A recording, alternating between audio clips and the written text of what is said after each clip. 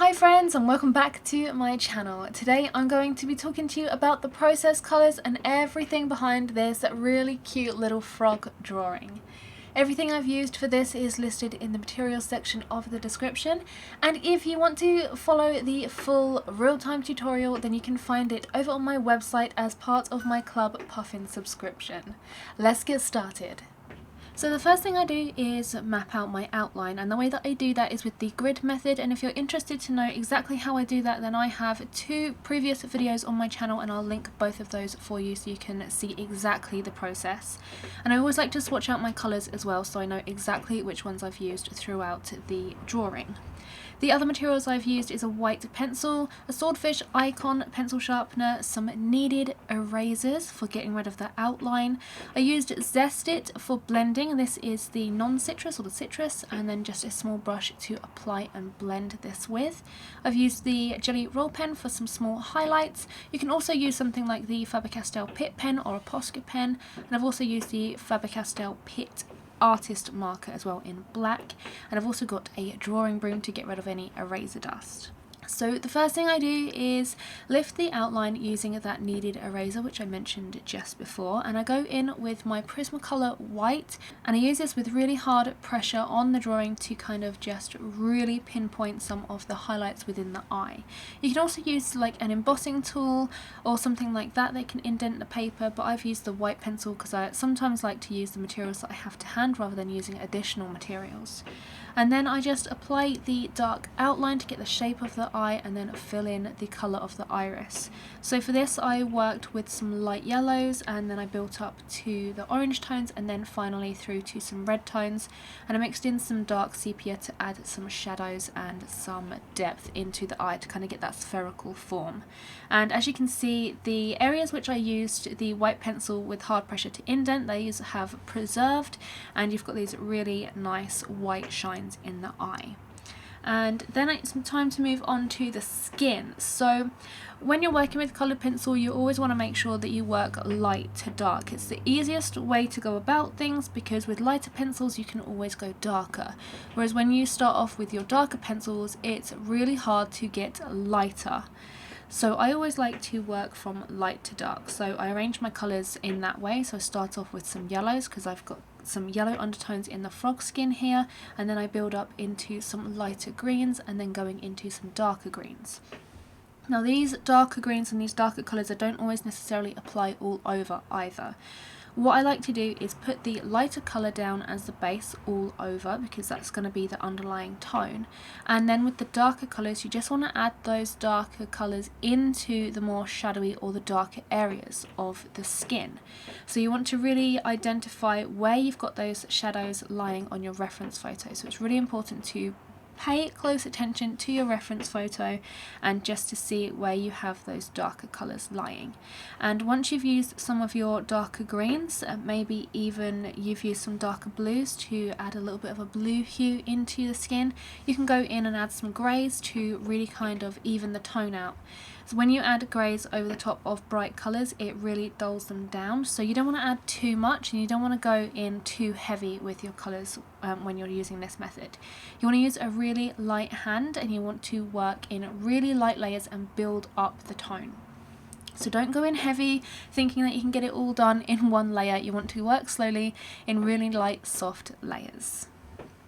So as you can see here I'm just building up all of the different tones.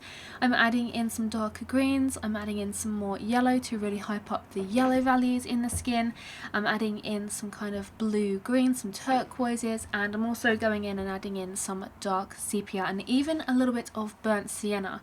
I add some of the warmer tones that I can see in the eyes through the skin as well because it kind of really ties the colour scheme together. I find that when you have lots of different colours within a reference image, like for instance the orange eyes and the green skin, it really helps to put some of those orange tones into the green and the green into the orange so that it ties everything together and you get a really nice uniform look to your piece.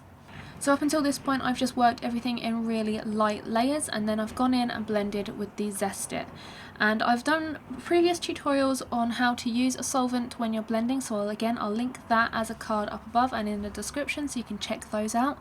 But you just want to use minimal amount on your brush. You don't want to have your brush like too sopping wet so that you really saturate the paper. You just want enough so that you can just move the pigments around and really work it into the paper. Whilst I'm waiting for that to dry, I then move on to another section. So I like to work in small sections. Some of you guys like to do this, some of you guys like to work over the whole thing. However you like to work, you just want to work in exactly the same way. So if you're working a whole piece, you just want to make sure that you put those light layers down all over and then build up your shadows and then blend. Whereas I like to work in small sections so that I can blend one section and then work on another. So the next section I worked on was the white skin on the kind of throat of the frog, and white can often be a really tricky subject for a lot of people, but I always find white to be one of my favourite things to do because you can include so many colours. And my advice for you guys, if you have white sections on a frog or even kind of any subject, what you want to do is look for any surrounding colours. So if there's any other colours that are present on your subject, or if there's any particular colours in the background, you want to try and include those colours in your white section. So for the frog, for me, the frog had blue, green and orange areas all around him. So he has obviously blue and green colouring. So I've included blues and greens into the shadow tones of my white section.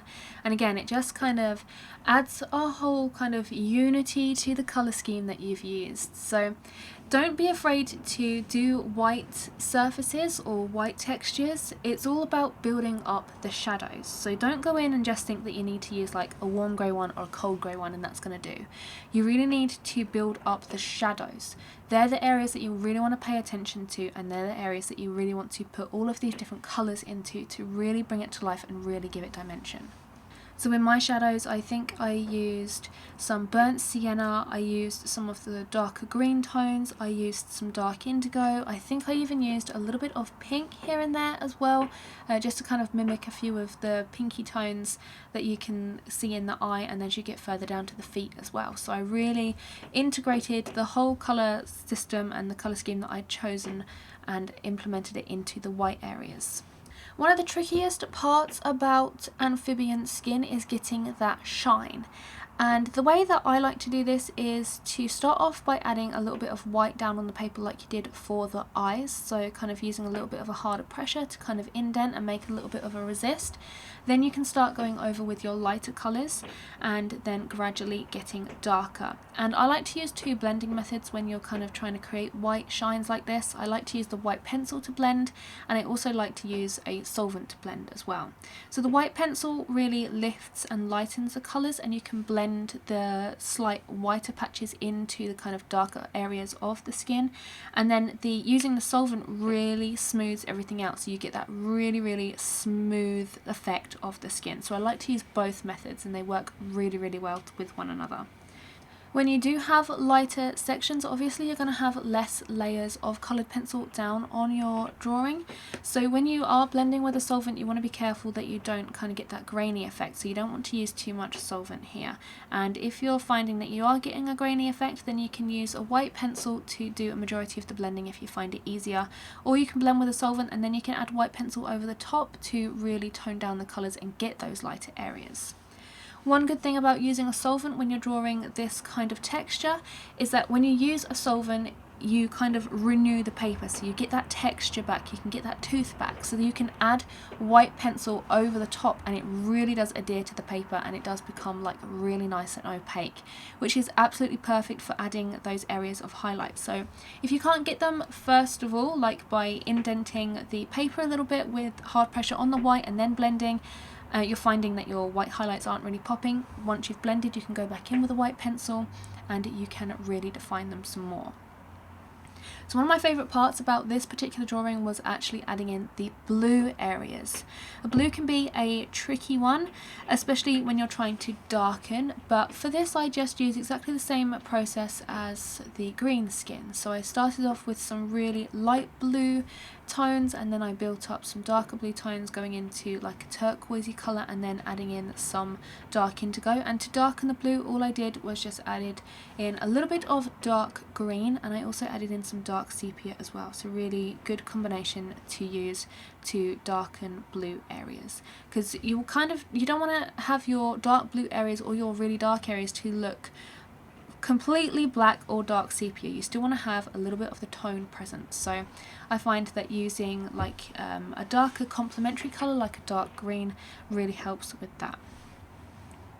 One of the trickier parts of drawing an amphibian when it has like a shiny skin is making sure that it looks three-dimensional. So you want to make sure that your legs and your body and everything doesn't look really flat. So one of the ways to do this is as I'm showing you here on the leg. So you want to start off with a flat tone all over, but then you want to increase on that flat tone to make it look three-dimensional, and the way that you do that is by increasing the darker tones around the edges.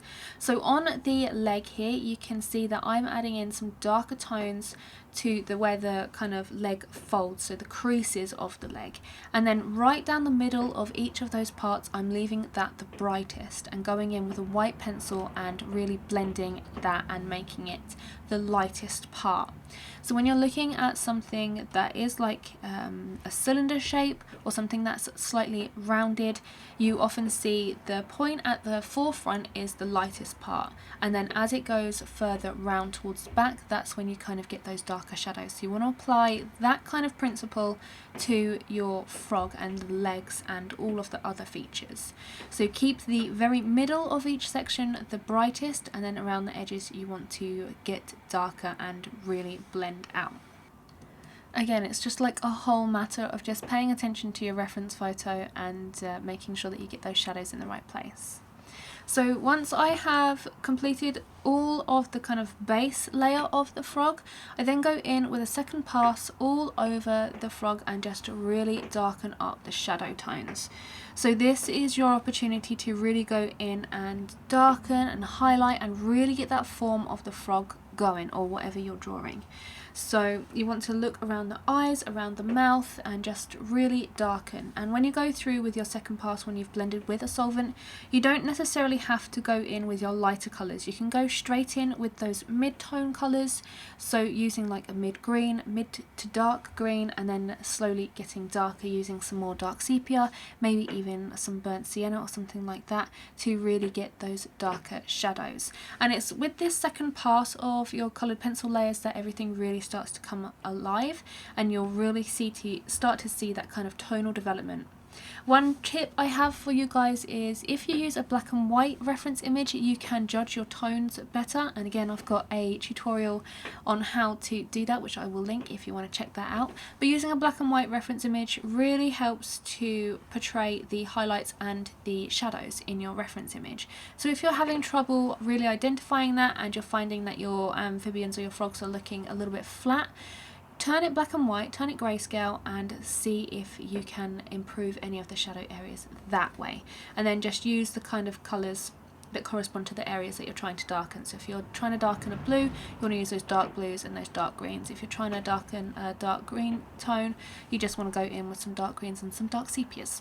One of the final things I do for adding in the shines of a frog is using the Sakura Jelly Roll Pen, or just a gel pen in general.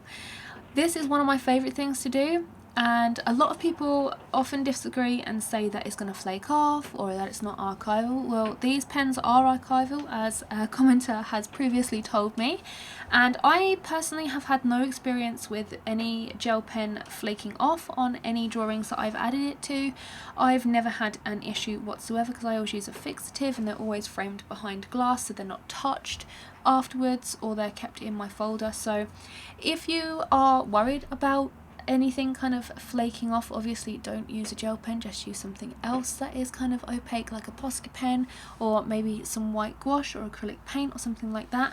But adding this element into your drawings really adds a whole nother dimension, and I know a lot of people don't always agree that you should add like pen or anything to a coloured pencil drawing and try and keep it purely coloured pencil. I don't agree with that. I think you can use whatever you want, but as you can see, just adding in some really tiny dots of white gel pen really brings it to life. It really starts to add that shine, and I add the white gel pen in the areas where you have those lighter tones that you've added previously. So where you kind of would have indented the paper with the white, or really used the white over the top once you'd used a solvent, that's where you kind of want to cluster some of these shines. And I just use really tiny dots to mimic the kind of dimpled effect of the frog skin. So even though it does look like it's quite smooth and it's quite slimy, if you look really closely, frog skin is kind of a little bit dimpled. So using some really tiny little white dots can kind of give that effect and really portray that for you. And it's a really good idea to cluster these really close together where you have the really bright highlights, and then as you get out into other areas of the skin, so the slightly darker areas, you just want to make them further apart, so don't cluster them so much, and it just adds like an element of diffusion amongst the highlights that you're adding. The final thing I've done for this frog in particular is just added a little bit of a shadow. I just felt like it needed something a little bit more, because the reference photo that I used, it was actually perched on like a branch or a rock or something, and I didn't feel like drawing the rock, but just having the frog there without any shadow or anything looked a little bit odd. So I just added some shadow and kind of dispersed it and blended it out just by using a dark sepia coloured pencil, and I think the effect was really nice for this. So that's pretty much it for this video. I hope you found some of these tips and everything I've talked about here helpful when you're creating your own amphibians or your own frogs, and these tips can be applied to pretty much any kind of amphibian, just the process, the layering process, the blending process, that kind of thing. Obviously, if you're working on something that's a slightly different colour, you don't want to use my colour choices that I've mentioned here, but you can use my colour picking tutorial, and I'll link that as a card up above for you so you can pick your own colours from your own references. If you're new here, make sure you hit that subscribe button so you never miss an upload, as I post new arty goodness every single Friday for you. Make sure you hit that notification bell as well so that you're notified as soon as the upload goes live. That's all from me today, and I'll see you in the next one. Bye!